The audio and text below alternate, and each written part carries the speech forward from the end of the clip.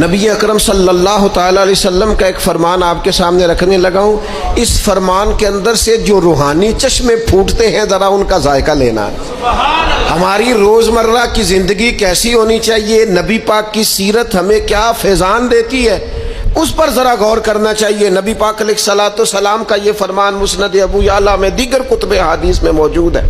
حضور فرمانے لگے، اے عائشہ، اگر میں چاہوں تو سونے کے پہاڑ میرے ساتھ چلا کرے. میں جدھر جدھر جاؤں پہاڑ سونے کے میرے ساتھ ساتھ چلیں، لیکن میں نے اپنے رب کی بارگاہ میں دعا کی ہے کہ مالک مجھے ایک دن روٹی دینا، ایک دن کا فاقہ دینا.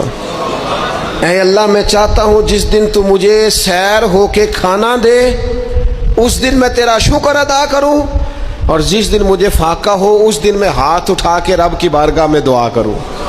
میں یہ چاہتا ہوں کہ طرز چاہوں تو یہ پہاڑ سونے کے بنے میرے ساتھ چلے.